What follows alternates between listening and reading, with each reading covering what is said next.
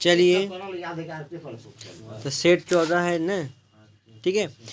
चलिए तो पहला सबको बन गया जी, पहला सबको बन गया ना, ठीक है। तो समचतुर्भुज का फॉर्मूला क्या था, समचतुर्भुज का क्षेत्रफल का फॉर्मूला, ठीक है, बहुत सुंदर, 1/2 B1 D, ठीक है, बिकन 1 इंटू बिकन 2, ठीक है। चलिए 2 नंबर तो बन गया सबको, ठीक है। चलिए तो 2 का C हो जाएगा और 3 का हो जाएगा 7.09 ए नंबर, और 4 का हो जाएगा आपको 4 का C सबको बन गया। क्या होता है जी बेलन का वक्र पृष्ठीय क्षेत्रफल 2 पाई आर एच, आयतन पाई आर स्क्वायर एच, और कुल पृष्ठीय क्षेत्रफल 2 pi r h into 2 pi r plus 2 pi r square, 2 pi r ठीक इंटू है, आर प्लस एच। हाँ ठीक है, बहुत सुंदर। चलिए अब देखिए नीति आयोग 5 नंबर आइए, नीति आयोग का पूर्णकालिक सदस्य किसे नियुक्त किया गया है, तो राजीव गौबा को। किसको जी, राजीव गौबा को, ठीक है। चलिए अब देखिए भारत सरकार ने सांसदों के वेतन और भत्तों में 24% की बढ़ोतरी की। यह कब से प्रभावी होगा, 1 अप्रैल 2023 से। कब से होगा जी, हो चुकी है, ठीक है। अब देखिए अच्छा, राष्ट्रपति का वेतन कितना होता है, 5 लाख, उपराष्ट्रपति का 4 लाख, लोकसभा अध्यक्ष का 4 लाख, ठीक है, और राज्यपाल का 3.5 लाख, मुख्य न्यायाधीश का 2.8 लाख, उच्चतम न्यायालय के न्यायाधीश का 250, ठीक है, तो 2.5 लाख, प्रधानमंत्री का, ठीक है, 1 लाख नहीं, 1,61,000 है, ठीक है। संसद सदस्य का वेतन 1,24,000 और पूर्व सांसदों का पेंशन 31,000, ठीक है। अब देखिए 7 का तो डी हो गया जी, 7 का डी हो गया ना, 8 का डी, 9 का सी, ठीक है, 10 का बी हो गया जी, 11 का ए भी हो गया सबको, 12 का ए, ठीक है। 12 देखिए जब तनु सल्फ्यूरिक अम्ल H2SO4 मैग्नीशियम के साथ अभिक्रिया करता है तो निम्नलिखित में से कौन सी गैस निकलती है, तो 12 का ए हो जाएगा जी H2, ठीक है। याद है कि जब धातु है ना अम्ल से अभिक्रिया करता है तो हाइड्रोजन गैस देता है, ठीक है। सल्फ्यूरिक अम्ल को रसायनों का सम्राट कहा जाता है ना, अम्लराज H2SO4। इसे कशिश का तेल ऑयल ऑफ विट्रोल भी बोलते हैं। यहाँ पूछेगा ऑयल ऑफ विट्रोल किसे कहते हैं, तो सल्फ्यूरिक एसिड, तो इसे ऑयल ऑफ विट्रोल भी कहते हैं, ठीक है। अब देखिए नेक्स्ट आते हैं हम लोग, अब देखिए सल्फ्यूरिक अम्ल को ही बोलते हैं ऑयल ऑफ विट्रोल बोलते हैं। औद्योगिक पैमाने पर सल्फ्यूरिक अम्ल बनाने की 2 विधियां हैं, एक संपर्क विधि, एक लेड कच्छ विधि। क्या क्या है जी, ठीक, सल्फ्यूरिक अम्ल बनाने के लिए संपर्क विधि और लेड कच्छ विधि है। संपर्क विधि में पेंटाक्साइड आदि का प्रयोग करते हैं उत्प्रेरक रूप में। संपर्क विधि में किसका प्रयोग करते हैं जी, तो पेंटा ऑक्साइड का उपयोग करते हैं, ठीक है। सल्फ्यूरिक अम्ल का उपयोग स्टोरेज बैटरी और पेट्रोलियम शुद्धिकरण के लिए भी करते हैं, है ना। तो मुख्य रूप से पूछा जाएगा कि स्टोरेज बैटरी में कौन सा अम्ल, तो सल्फ्यूरिक अम्ल।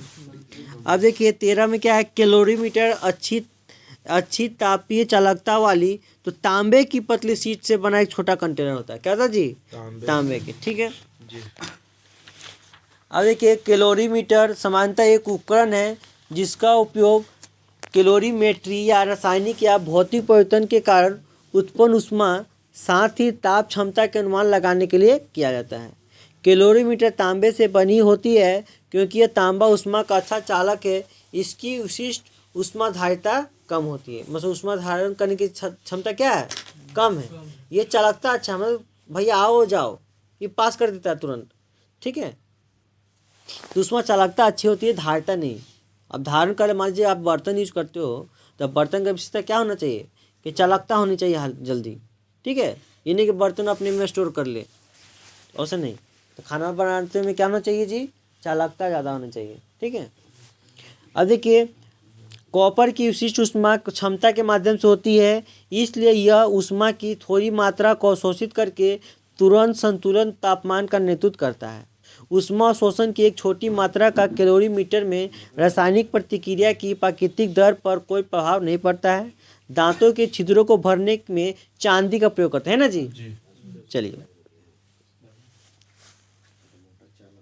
अब देखिए 14 नंबर में क्या है, एक मशीन T समय में W कार्य करती है, इसी की शक्ति P है। यदि मशीन की शक्ति को दोगुना करते हैं, पावर दोगुना लगाएंगे तो टाइम आधा हो जाएगा जी, तो T/2। ठीक है, अब देखिए तो क्या है, फैराडे का प्रयोग यदि किसी लूप से गुजरने वाली चुंबकीय विवाह के समय साथ रेखीय बढ़ता है तो प्रेरित ईएमएफ क्या होगा जी, कांस्टेंट होगा। नियत कांस्टेंट हो जाएगा। हाँ ठीक है, तो नियत रहेगा। ठीक है, क्योंकि समांतर लिखा हुआ है ना, तो नियत हो जाएगा। अब देखिए क्या है, फैराडे का चुंबकीय प्रेरण का नियम यह बताता है कि किसी भी बंद लूप में प्रेरित विद्युतवाहक बल लूप से होकर गुजरने वाली चुंबकीय विवाह के समय की दर की ऋणात्मक दर के बराबर होती है।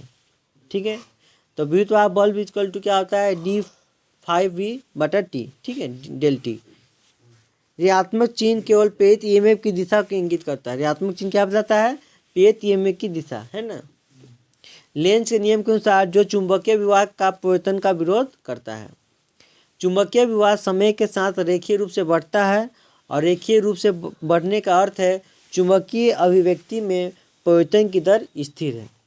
ठीक है, ये मीटर लगाकर कुंडली में प्रेरित धारा को मापा जाता है। ये मीटर लगाकर कुंडली में प्रेरित धारा को मापते हैं। ठीक है, अब देखिए 16 नंबर में क्या है आपको, ठीक है 16 का तो हो गया जी सबको, है ना, सबको जोड़ना है। 320/450, 1 कट जाए तो 32/45।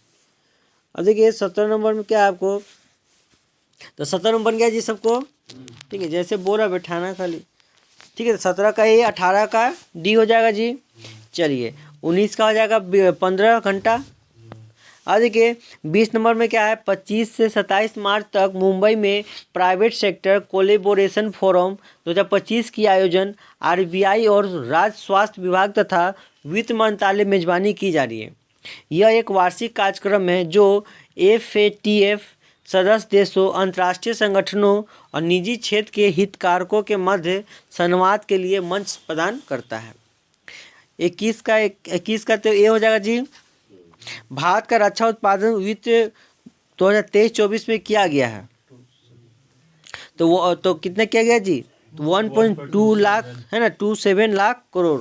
ठीक है, अब देखिए 22 का डी हो गया, 23 का ए हो गया जी, 24 का बी। ठीक है, 24 का बी हो गया। और 25 का हो जाएगा सी, 26 का हो जाएगा आपको बी नंबर। 27 देखिए कौन सा कारक किसी पदार्थ की प्रतियोगिता का प्रभावित नहीं करता है। तो प्रतियोगिता को देखिए तापमान, पदार्थ का प्रकार और परमाणु की संरचना ये प्रभावित करता है। ठीक है, लेकिन चालक की लंबाई प्रभावित नहीं करता। चालक की लंबाई किससे, तो आपको हो जाएगा आपको प्रतिरोध। ठीक है, ठीक है, हाँ ठीक है। चलिए नेक्स्ट आते हैं हम लोग। प्रतियोगिता केवल पदार्थ की प्रकृति, तापमान पर निर्भर करती है, ना कि उसके आकार या विमाप पर। यदि किसी पर दिए गए पदार्थ में स्थिर रहती है तो वे चाहे चालक की मोटाई लंबाई कुछ भी हो सकती है। चालकों के लिए तापमान बढ़ने पर प्रतियोगिता बढ़ती है। चालकों के लिए तापमान बढ़ाएंगे तो प्रतियोगिता बढ़ेगी, लेकिन अर्धातु के लिए, ठीक है, अर्धातु के लिए क्या होता है, तापमान बढ़ाने से प्रतिरोधकता घटती है। बहुत सुंदर। अब देखिए और चालक क्या होता है, तापमान बढ़ने का छोड़िए और चालक, ठीक है, धातु नहीं, अर्धचालक बीच वाला, ठीक है, अर्धचालक का बात हो रहा है। अर्धचालक के लिए तापमान बढ़ने पर प्रतिरोधकता घटती है। ठीक है, ऐसा इसलिए क्योंकि उच्च तापमान पर अधिक इलेक्ट्रॉन संयोजकता बैंड से चालन बैंड में उत्तेजित हो जाते हैं, जिससे अधिक आवेश वाहक उपलब्ध होते हैं और चालकता बढ़ती है। विद्युत रोधिया क्या है, विद्युत रोधिया तापमान का प्रभाव आमतौर पर कम होता है, लेकिन उच्च तापमान पर उनकी प्रतिरोधकता थोड़ी घट जाती है। अब देखिए 28 का हो जाएगा सी नंबर जी, है ना। कौन सा फॉर्मूला पुट करेंगे, A=12 AT² होता है जी, है ना। यहाँ से 2 आ जाएगा और ठीक है, फिर दोनों को जोड़ेंगे 4 सेकंड के लिए तो 8 हो जाएगा। तो कितना 3 गुना हो गया जी, H2 S1 का 3 गुना हो गया। ठीक है, चलिए नेक्स्ट आते हैं हम लोग 29 नंबर। एल्केन का क्लोरीकरण किस अभिक्रिया के दौरान होता है? तो प्रतिस्थापन। ठीक है, प्रतिस्थापन अभिक्रिया वह रासायनिक अभिक्रिया है जिसमें एक अणु में एक परमाणु और परमाणु समूह को दूसरे परमाणु या परमाणु समूह द्वारा विस्थापित किया जाता है, प्रतिस्थापित किया जाता है जी। एल्केन संतृप्त हाइड्रोकार्बन होते हैं। एल्केन क्या है? संतृप्त हाइड्रोकार्बन है। ठीक है, उनमें केवल एकल बंध होते हैं। उनमें केवल क्या होते हैं? उनमें केवल एकल बंध होते हैं। ठीक है, अब देखिए, जब एल्केन की क्लोरीकरण के साथ अभिक्रिया कराई जाती है तो विशेष रूप से प्रकाश की उपस्थिति में तो एक प्रतिस्थापन अभिक्रिया होती है। इस अभिक्रिया में एल्केन अणु का एक हाइड्रोजन परमाणु क्लोरीन परमाणु के साथ प्रतिस्थापित हो जाता है। देखिए CH4 + Cl2 प्रकाश से लेके Cl3Cl बनाएगा, मतलब इसको CH3Cl क्या कहलाता है? क्लोरोमीथेन। ठीक है, हाँ। अब देखिए, क्लोरोमीथेन आगे क्लोरीकरण अभिक्रिया से गुजर सकता है। बहुस्थापित उत्पाद जैसे डाइक्लोरोमीथेन CH2Cl2, ट्राइक्लोरोमीथेन CHCl3। ठीक है, क्लोरोफॉर्म हो गया ये। क्लोरोफॉर्म का फॉर्मूला CHCl3। ठीक है, और टेट्राक्लोरोमीथेन का फॉर्मूला CCl4, जिसको कार्बन टेट्राक्लोराइड बोलते हैं। ठीक है, ये सब बताइए, एल्काइन कितना बॉन्ड बनता है कार्बन का? अल्काइन हाँ? अल्काइन में 3 3 गो, एल्कीन में 2 एल्केन में एक 3 सिंगल गो। बॉन्ड। ठीक है, वो एल्कीन संतृप्त और हो गया। एल्कीन और एल्काइन कहाँ से चालू होता है? सेकेंड से। सेकंड ठीक है, सब सेकेंड सेकंड का से ना शुरू होता है। ठीक है। नहीं, मीथेन तो फर्स्ट में आ जाता है। अल्केन एक ही कार्बन से स्टार्ट हो जाता है। अरे CH4 लिखते हैं इसलिए कार्बन सिंगल से स्टार्ट होता है। ठीक है, अच्छा, ठीक। पादप कोशिकाओं के अंदर, ठीक है, तो 30 नंबर में क्या है? पादप कोशिका के अंदर है ना, जल की मात्रा घुसेगी अंदर तो फूलेगी, और निकलेगी तो सिकुड़ेगी। ठीक है, पादप कोशिकाएं की जल की मात्रा परिवर्तन करके प्राशन और अस्फीति दाब के माध्यम से कर सकती है। प्राशन वह प्रक्रिया जिसमें जल के अणु अपनी उच्च सांद्रता से निम्न सांद्रता की ओर अर्धपरागम झिल्ली जैसे कि कोशिका झिल्ली के माध्यम से जाते हैं। पादप कोशिकाओं में कोशिका झिल्ली और कोशिका भित्ति अर्धपरागम झिल्ली के रूप में कार्य करते हैं। पादप कोशिकाओं में एक बड़ी रितिका होती है, जल और अन्य पदार्थें भर जाती हैं। ठीक है, पूछेगा पादप कोशिका में जो जल कहाँ पर रहता है? तो रितिका में। ठीक है, एक टेक्नीशियन में क्वेश्चन पूछा हुआ है। ठीक है, जब प्रकाश से जब पादप कोशिका में अल्प प्रसारी विलयन में रखा जाता है, यानी कोशिका के बाहर जल की सांद्रता कोशिका के अंदर जल की सांद्रता से अधिक होती है। कोशिका के बाहर जल की सांद्रता कोशिका के अंदर की जल की सांद्रता से अधिक होती है। कोशिका के बाहर जल की सांद्रता कोशिका के अंदर जल की सांद्रता क्या अधिक होता है ना। चलिए, जल प्राशन के माध्यम से कोशिका अंदर प्रवेश करेगी। अब बाहर में अधिक है तो अंदर चल जाएगा। ठीक है, काहे कि अधिक हमेशा कम क्यों जाता है ना। ठीक है, चलिए, अब देखिए, जल में प्रवेश से रेखा फूल जाती है, कोशिका झिल्ली कोशिका भित्ति पर दबाव डालती है। इस दबाव को अस्फीति दाब कहते हैं। अस्फीति दाब के कारण कोशिका फूल जाती है और कठोर हो जाती है, जिससे पौधे को सहारा मिलता है और उसके भाग जैसे पत्तियां और तने सीधे खड़े रहते हैं। जब पादप कोशिका को अति प्रसारी विलयन में रखा जाता है, यानी कोशिका के बाहर जल की सांद्रता कोशिका के अंदर जल की सांद्रता से कम होती है, तो जल प्राशन के माध्यम से कोशिका से बाहर निकल जाता है। जल की कमी के कारण रितिका सिकुड़ जाती है और कोशिका झिल्ली कोशिका भित्ति से दूर होने लगती है। जीव द्रव संकुचन के कारण कोशिका सिकुड़ जाती है और ढीली पड़ जाती है, जिससे पौधे मुरझा जाते हैं। ठीक है, अब देखिए 31 नंबर में क्या है? कौन संख्या 8 से विभाजित? 8 से विभाजित का क्या फॉर्मूला है? लास्ट 3 डिजिट है जो 8 से डिवाइड तो लास्ट 3 डिजिट 8 से कटना चाहिए। ठीक है, और इसमें तो डायरेक्ट दिख रहा है कि जो है वो तो कटबे नहीं करेगा, सीधा बात हाँ है। ठीक है, और इसमें क्या है 7 तो एकदम कटेगा नहीं, तो डायरेक्ट देख लेना है। ठीक है, चलिए, बहुत सुंदर। अब देखिए 32 का हो गया आपको 32 का हो गया आपको जी बी नंबर, है ना। और 33 का देखिए, 33 का तो हो गया जी 1 + cos theta into 1 - cos theta. क्या होगा? 1 - cos square. 1 square minus cos square, हाँ, 1 पलट माइनस कोस जाएगा स्क्वायर दोनों। इक्वल टू साइन मतलब साइन साइन स्क्वायर, स्क्वायर और उधर ठीक हो है। गया इधर और नीचे में cos 1 plus square. Sine square theta cos square. Into 1 minus sine square theta, ठीक है। तो क्या आ गया cos स्क्वायर बच कोस स्क्वायर जाएगा। थीटा, तो साइन स्क्वायर थीटा बटा कोस स्क्वायर थीटा दोनों 10 का स्क्वायर स्क्वायर थीटा, स्क्वायर कर देंगे, ठीक है। इसका चलिए जरूर तो 10 स्क्वायर कर दीजिए। फिर नेक्स्ट आते हैं हम लोग 34 का सी हो गया जी, है ना, 34 का सी। जी। अब देखिए 35 में क्या आपको खेलो इंडिया पैरा गेम्स 2025 में जसप्रीत कौर को पावर लिफ्टिंग में स्वर्ण पदक जीता, पावर लिफ्टिंग में स्वर्ण पदक जीता। यह किस राज्य से संबंधित है? पंजाब से, ठीक है। पंजाब की स्थापना 1966 में, 1966 में, ठीक है। अब देखिए हाँ? हो चुका, हरियाणा पंजाब दो गो और क्या, ठीक है। अब देखिए Khelo India para games 2025 Jasprit Bumrah ने पावर लिफ्टिंग में स्वर्ण पदक जीता। इसका पंजाब से है। इन्होंने 45 केजी, कितना केजी जी? 45 केजी की कैटेगरी में रिकॉर्ड तौर पर स्वर्ण पदक जीता है। मनीष ने 54 केजी के वर्ग में 166 केजी वजन उठाकर स्वर्ण पदक जीता है। मनीष ने 54 केजी वर्ग में 166 केजी वजन उठाकर स्वर्ण पदक जीता है, ठीक है। अब देखिए 36 में क्या है, 22 मार्च 2025 को कहाँ विश्व जल दिवस के अवसर पर जल शक्ति अभियान कैच द रन चला जी? तो पंचकुला हरियाणा में, पंचकुला हरियाणा में, ठीक है। अब देखिए केंद्रीय जल मंत्री कौन है? CR पाटिल। केंद्रीय जल मंत्री कौन है जी? CR पाटिल। और हरियाणा के मुख्यमंत्री नायब सिंह सोनी। 22 मार्च को, है ना, जल दिवस था उस दिन, है ना। 22 मार्च को जल दिवस है और 22 मार्च को भी बिहार दिवस है, ठीक है ना। राष्ट्रव्यापी अभियान शुभारंभ किया। इस कार्यक्रम का उद्देश्य सामुदायिक भागीदारी और नवीन रीतियों द्वारा जल संरक्षण और प्रबंधन पर बल देना है। वर्ष 2025 की विश्व जल दिवस का विषय जल संचयन, जन भागीदारी, जन जागरूकता की ओर है। जल शक्ति अभियान कैच द रेन 2025 भारत के 148 जिलों के समुदाय में के नेतृत्व में जल संरक्षण और स्थिरता को बढ़ावा देगा। जल शक्ति मंत्रालय, पर्यावरण, वन, जलवायु परिवर्तन मंत्रालय, हरियाणा सरकार के सहयोग से इस अभियान की शुरुआत की गई। अब देखिए 37 नंबर में तो हो गया सबको जी, है ना। दोगुना करके जो 2 जोड़ना है, दोगुना करके 2 जोड़ना है आपको, ठीक है।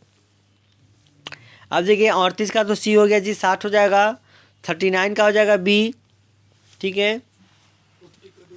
अब 40 का हो जाएगा डी नंबर और 41 का हो जाएगा आपको बी नंबर। अब देखिए 42 में क्या है, उस सही रासायनिक अभिक्रिया का चयन कीजिए जो क्लोर क्षार अभिक्रिया को दर्शाती है। तो इसका क्या हो जाएगा? डी नंबर हो जाएगा जी, है ना। तो NaCl2H2O मिलने से क्या होगा, ठीक है, NaOH सोडियम हाइड्रोक्साइड और Cl2 और H2। इसको सॉल्व कर लेंगे हम लोग हीट एंड ट्रायल विधि से, ठीक है, बराबर कर लेंगे। क्लोर क्षार अभिक्रिया एक औद्योगिक प्रक्रिया है जिसका उपयोग सोडियम क्लोराइड के जलीय विलयन जैसे ब्राइन भी करते हैं, सोडियम क्लोराइड को ब्राइन सोल्यूशन कहते हैं, के विद्युत अपघटन द्वारा chlorine gas, hydroxide, sodium hydroxide जो एक क्षार है, और हाइड्रोजन गैस उत्पादन के लिए किया जाता है। इस अभिक्रिया को क्लोर क्षार अभिक्रिया इसलिए कहा जाता है क्योंकि इसके मुख्य उत्पाद क्लोर और सोडियम हाइड्रोक्साइड है, ठीक है। क्लोर क्षार प्रतिक्रिया अभिकारक निम्न है, ठीक है। तो सोडियम क्लोराइड NaCl का जलीय विलयन विद्युत अपघटन के लिए उपयोग किया जाता है। और दो में क्या है, पानी H2O जल विलयन बनाने के लिए विलायक के रूप में और अभिक्रिया में भी भाग लेता है। अब देखिए क्लोर क्षार प्रक्रिया उत्पादन निम्न है। सोडियम हाइड्रोक्साइड एक परवल क्षार है जी, मजबूत है, जिसे कास्टिक सोडा, तो पूछे कास्टिक सोडा किसे कहते हैं? सोडियम हाइड्रोक्साइड को कहते हैं। क्लोरीन गैस एक पीले रंग का गैस है जिसका उपयोग कीटनाशक में, व्यंजक कारक में और रासायनिक उत्पादों के निर्माण में भी करते हैं। 3 में क्या है, हाइड्रोजन गैस एक ज्वलनशील गैस है जिसका उपयोग विभिन्न औद्योगिक प्रक्रियाओं में ईंधन और अभिकर्मक के रूप में किया जाता है। अब देखिए 43 का ये हो जाएगा, कौन सा एक कोशिकीय जीव बहुखंडन द्वारा एक साथ अनेक संतति कोशिकाओं में विभाजित हो जाता है? तो प्लेज्मोडियम, है ना, टेक्नीशियन में ये वाला क्वेश्चन पूछा है। तो प्लेज्मोडियम एक कोशिकीय जीव बहुखंडन द्वारा एक साथ अनेक संतति कोशिकाओं में विभाजित हो जाती है। प्लेज्मोडियम एक कोशिकीय प्रोटोजोआ है, इसके कारण क्या होता है, मलेरिया होता मलेरिया है ना।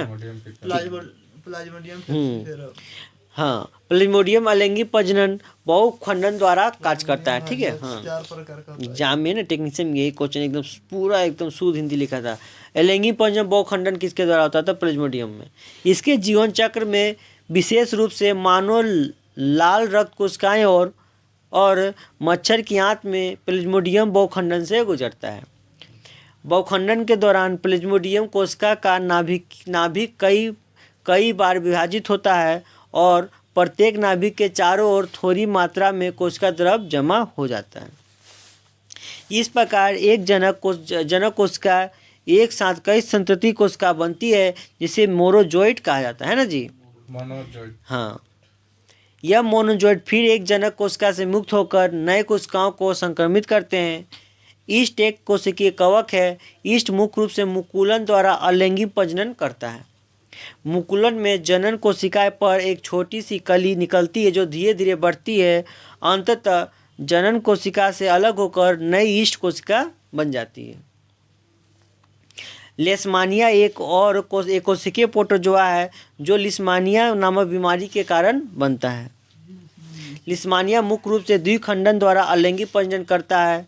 द्विखंडन में जनन कोशिका 2 समान संतति कोशिका में विभाजित हो जाती है। अमीबा एक कोशिकीय प्रोटिस्ट जीव है। अमीबा मुख्य रूप से बाइनरी विखंडन द्वारा अलिंगी प्रजनन करता है ना। बाइनरी मतलब द्विखंडन। द्विखंडन अमीबा कोशिका 2 समान संतति कोशिका में विभाजित होता है।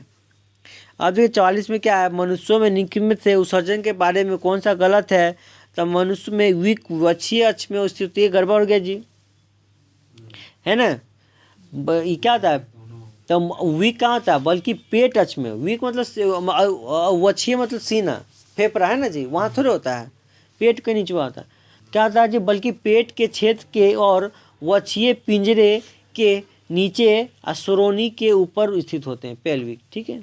वे रीढ़ की हड्डी के दोनों तरफ पीछे के पेट के दीवार के पास वक्षीय क्षेत्र के नीचे स्थित होते हैं। वक्षीय क्षेत्र छाती वाला क्षेत्र होता है जो काफ़ी ऊपर होता है।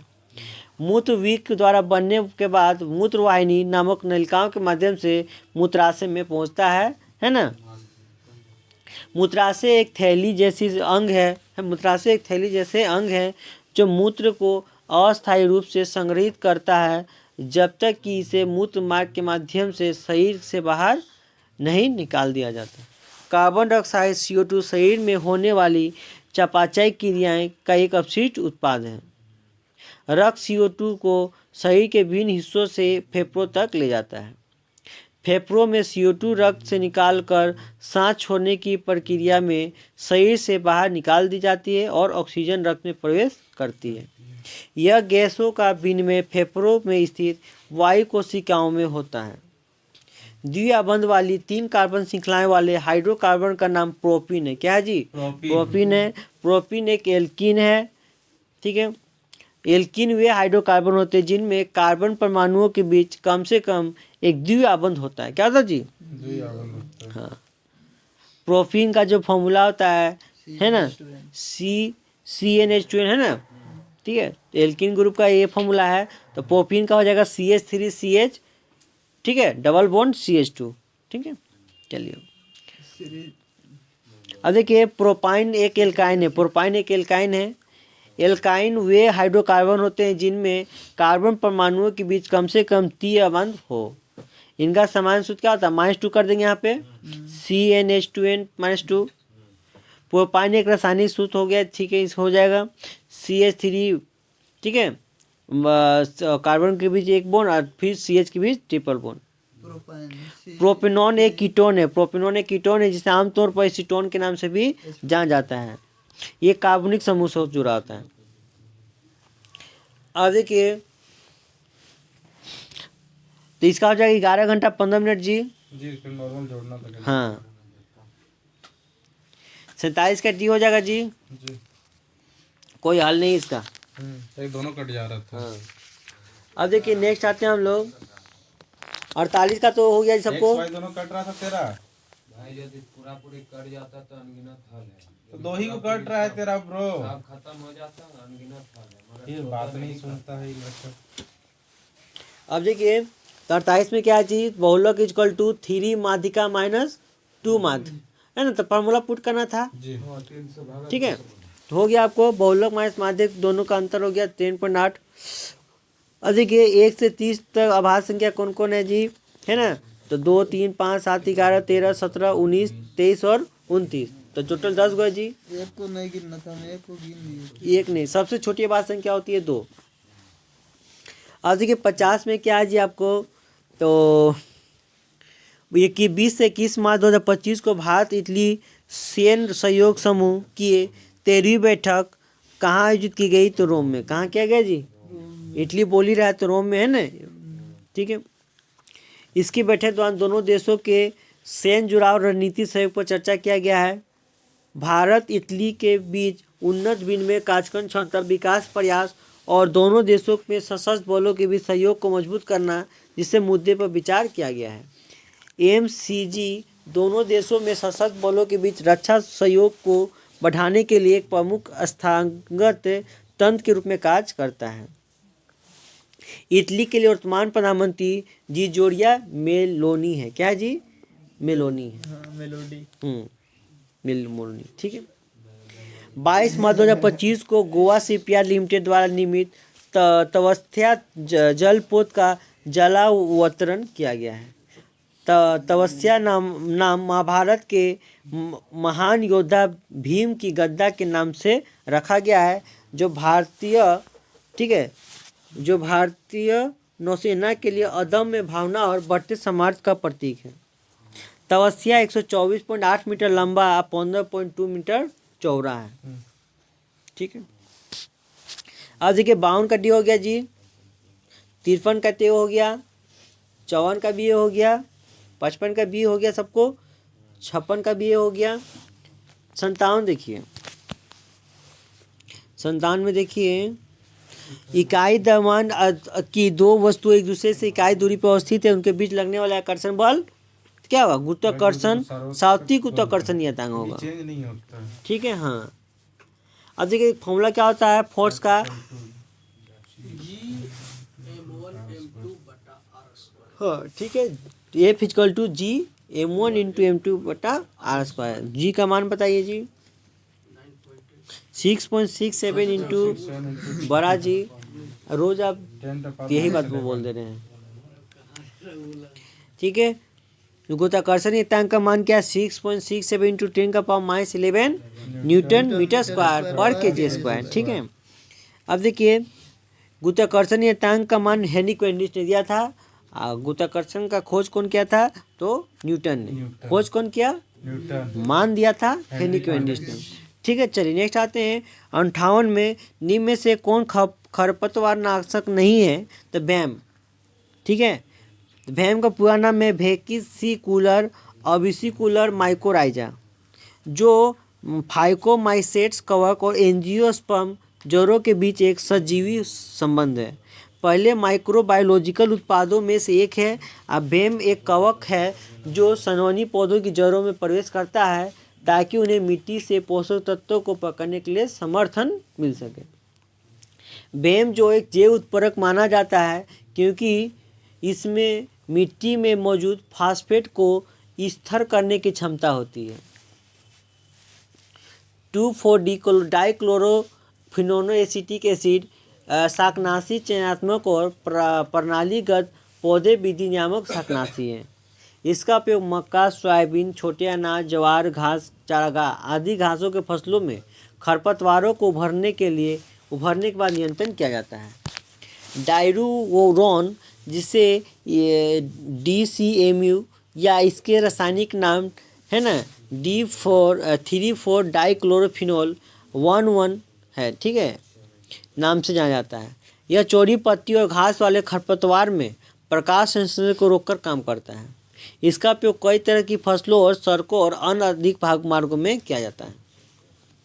एजेंट ऑरेंज एक रासायनिक शाकनाशी है और परनाशक है। सामरिक उपयोग वाले रेनबो शाकनाशियों में से एक है।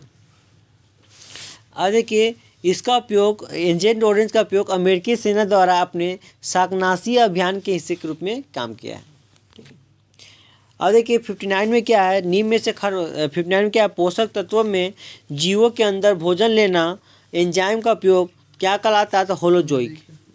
ठीक है, तो होलोजोइक पोषण से तात्पर्य मुंह द्वारा कार्बनिक भोजन को ग्रहण करने की प्रक्रिया से है।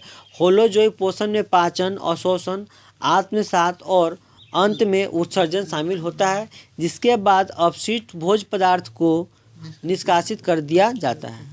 भोजन में 40 से अधिक विभिन्न प्रकार के पोषक तत्व होते हैं और उन्हें आमतौर पर निम्नलिखित 7 प्रमुख समूह में वर्गीकृत किया जा सकता है।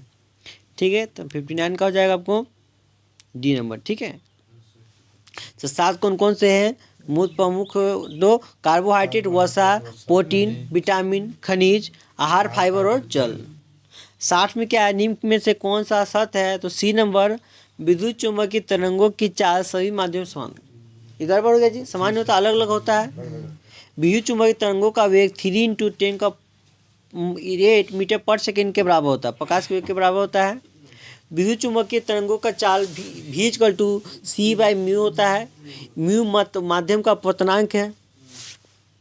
सभी माध्यम में समान नहीं होता है जी। सभी विद्युत चुम्बकीय तरंगे की प्रकृति अनुप्रस्थ होती है, सही है। EMF तरंग, ठीक है, EMW तरंग, ठीक है, वेव पार्टिकल दोनों प्रकृति को दर्शाते हैं।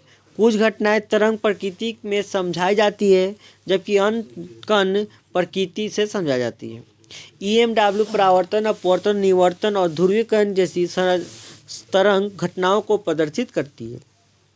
EMW को उनकी तरंग दैर्ध्य और या आवृत्ति के आधार पर विभिन्न प्रकार में वर्गीकृत किया जाता है, जिसे विद्युत चुम्बकीय स्पेक्ट्रम कहा जाता है।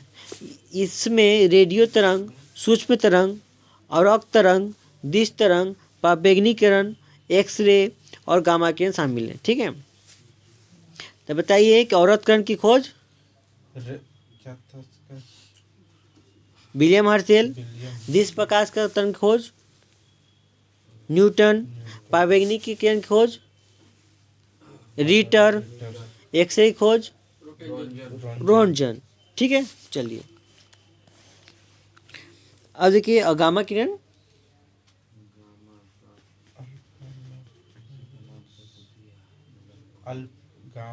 कोई देखिए तो कौन है, बेकुलर है क्या, कौन है गामा किरण खोज?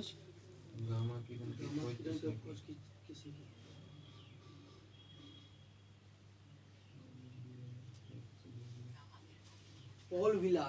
Paul Willard. ना, हाँ ठीक है। तो गामा किरण खोज किसने किया थी? पॉल विलार्ड ने किया था। ठीक है, बहुत सुंदर। अब देखिए 61 तो सबको हो गया जी, 9 हो जाएगा 61 का। 62 का हो गया, सबको जोड़ को जिससे कट रहा वो कर देंगे। ठीक है, हाँ ठीक है। 62 का हो गया सी नंबर, 11 हो गया जी। ठीक है, अब देखिए 63 का हो जाएगा आपको जी 500। ठीक है, हाँ 64 का हो जाएगा आपको -1। ठीक है, अब 65 का आपको हो जाएगा आपको ए नंबर। ठीक है, 66 में देखिए एनिमेट डिस्टोरियंस ट्विस्ट एंड ट्रूथ पुस्तक के लेखक कौन है? तो अनुराधा राय। कौन है जी? अनुराधा राय। ठीक है, इस पुस्तक में कई घटनाओं द्वारा लेखक यह बताने का प्रयास किया है कि किस प्रकार लोगों के सम्मुख भारतीय इतिहास को गलत तरीके से प्रस्तुत किया गया है। ठीक है, भारत राइजिंग ड्रामा डेमोक्रेसी काफ़ी चर्चा में रही है। इनकी पुस्तक है अवधूत तिवारी का ही। ठीक है, तो Bharat rising drama democracy diplomacy काफ़ी चर्चा में है। अब देखिए पुस्तक और लेखक कौन कौन है? टू द सेवेंथ जनरेशन के लेखक हैं डॉक्टर B.I. मंथन। Doctor B.I. मंथन। मार्च ऑफ ग्लोरी के लेखक हैं K.R. मुगम और एरोल डव क्रूज। द न्यू आइकन, ठीक है, सावरकर एंड फैक्ट्स के लेखक है Arun Shourie. Soumitra Chattopadhyay and hit world Sanghamitra Chakraborty. My beloved life Amitabh Kumar. Speaking with the nature the origins of the Indian environmentalism Ramachandra Guha. अब देखिए 67 में क्या है, आयुध निर्माण दिवस 18 मार्च को मनाते हैं जी, ठीक है। इसको 1802 में शुरू किया गया था। भारत की सबसे पुरानी आयुध निर्माण फैक्ट्री कोलकाता के काशीपुर में है। 68 हो गया जी, आयुध क्या और लड़ाई झगड़ा और औजार बनाना, ठीक है, ठीक है। अब देखिए 68 का सी, 69 का सी हो गया, 70 का ए हो गया जी, 70 का ए, 71 का हो गया आपको जी डी नंबर। अधिक एक लटकते कालीन के डंडे से पीटने पे है ना जी, जब तक डंडा नहीं तब तो अस्थिर था, जरूरत का नियम है जी, ठीक है। 73 का देखिए आप, बफर की विलयन के अम्लीयता क्षार स्थित होती, क्योंकि बफर विलयन किसे कहते हैं, ये अम्ल और क्षारक मिलाने पर अभिक्रिया करके घन आयनीकृत अम्ल और क्षार बनाते हैं, ठीक है। जब बफर में HCl की कुछ बूंदें डाल, ठीक है ना, तो एक बफर का उदाहरण लेने पर CH3COOH एवं CH3COONA, ठीक लेंगे। जब बफर में HCl की कुछ बूंदें डालेंगे, HCl का H+ आयन तुरंत CH3COOH के माइनस आयन के साथ योग करके अवयोजित एसिटिक अम्ल बन जाएगा। इसका pH मान में कोई परिवर्तन नहीं होगा। इसी प्रकार याद रखिएगा बफर सिस्टम में अम्ल और क्षार मिलकर अम्ल क्षार देता है और इसका pH मान में चेंज नहीं होता है, ठीक है। हाँ, अब देखिए 74 में क्या है, गोल्डन राइस है ना जी, गोल्डन राइस ट्रांसजेनिक चावल में बीटा कैरोटीन के जीन होते हैं। गोल्डन राइस एक नए प्रकार का चावल है जिसमें बीटा कैरोटीन, ठीक है, प्रोविटामिन ए होता है। यह शरीर द्वारा आवश्यक विटामिन ए में परिवर्तित हो जाता है, अनाज को अपना सुनहरा रंग देता है। यह आनुवांशिक इंजीनियर के माध्यम से विकसित किया गया है जो 2 नए एंजाइमों का उत्पादन करता है जो चावल के दाने में बीटा कैरोटीन व्यंजन को पूरा करते हैं। अब देखिए प्रोफेसर इंगो पोस्टिकस और पीटर बियर 1990 के दशक के अंत में गोल्डन राइस का विकास किए थे। गोल्डन राइस का कार्य विटामिन ए की कमी से निपटने में सहायता करना है। 75 का देखिए सी नंबर हो जाएगा, तो एस्परजियस नाइगर साइटिकम है ना उत्पाद होता है। एसिटोबेटर एसिटिकम, क्लोस्ट्रीडियम ब्यूटाइडिकम और लैक्टोबैसिलस लैक्टिक एसिड, ठीक है। चलिए कंप्लीट हो गया।